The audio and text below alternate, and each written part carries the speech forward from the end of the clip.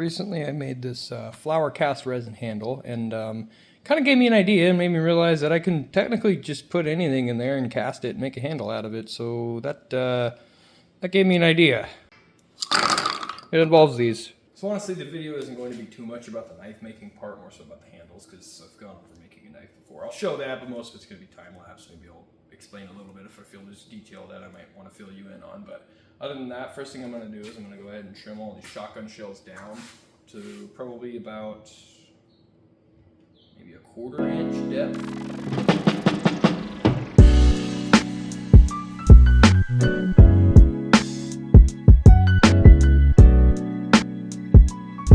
Well, I got these guys spaced out about where I'm going to want them in the mold. I'm going to start it here, and it's going to get cut off right about here. I left this gap open because on these knives, I usually, as you can see, I'm just going to make one of these ones that I got a template for.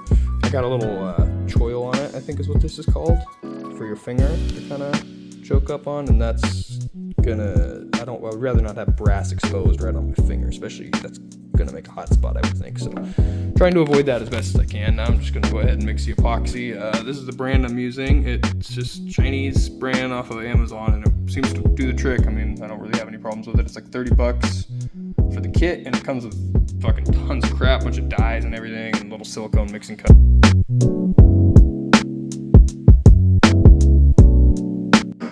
Alright, so I got this light on. My hopes with that are it's going to heat up this epoxy, and that usually makes less bubbles. Best to start stirring in the center and then kind of work your way out, and then back in into bigger and smaller circles. That's what I find mixes this stuff the best. And I just use one of these small cups because I only need about one per side, so I usually fill them up halfway, let them get tacky, and then throw some more resin on top of that. They usually take about 2 hours to dry and then 24 hours to cure totally. I would recommend, if you do get one of these little silicone molds, this is just a 2x6, which just happens to be perfect for knife handles, honestly. Anyways, if you do end up getting that, we'll leave it in the mold until it's completely cured, because that way it doesn't start to warp if you take it out. You want to make sure you get every little crevice of this thing if you can.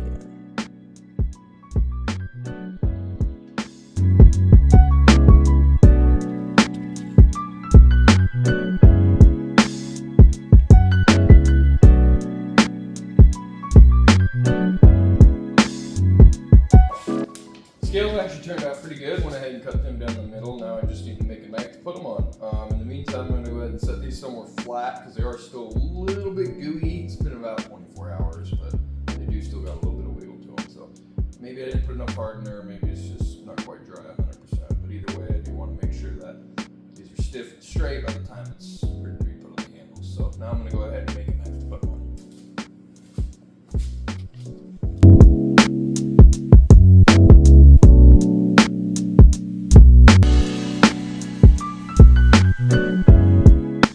So this is just a piece of 1084 stock that I ordered online. I went ahead and cut this out as a rectangle. I'm gonna go ahead and trim off the tip with the grinder and then grind the contours of it. But I went ahead and did this because that leaves me with this piece for drop, and I can trim that up, skinny this down a little bit, and make a small hidden tang like carving knife out of this. So that kind of just saves material and maximizes what I can do with one piece. Just kind of a little tip, I guess, for anybody who's doing this for the first time.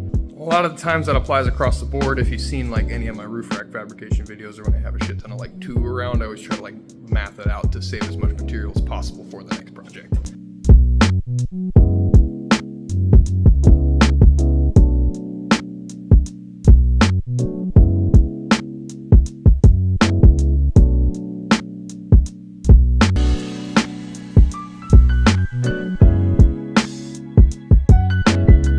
So got the handles cast, cut up, and the knife shape all cut out. So now I'm going to position the handles where they need to go for this knife.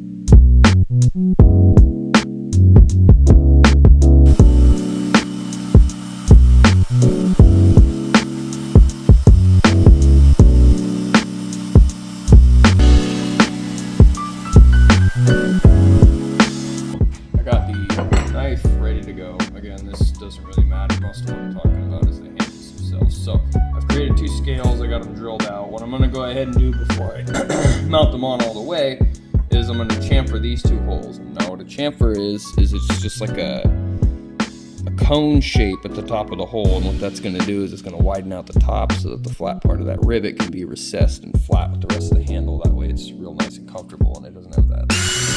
Gluing the knife up, I usually use this 5-minute epoxy because, well, it glues faster, you know, and yeah, I find it to be more desirable, and so I'll put glue on both faces.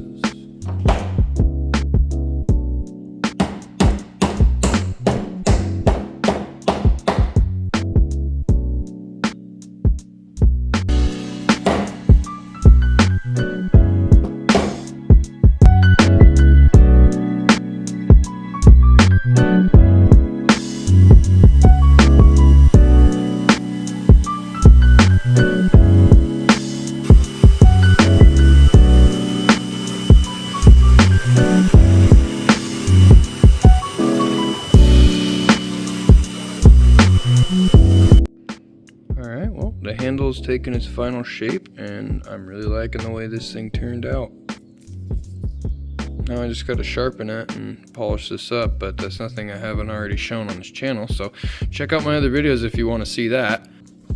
But other than that, I really hope you guys enjoyed the video, and if you did, please consider liking and subscribing. And other than that, have a wonderful rest of your day, guys. God bless.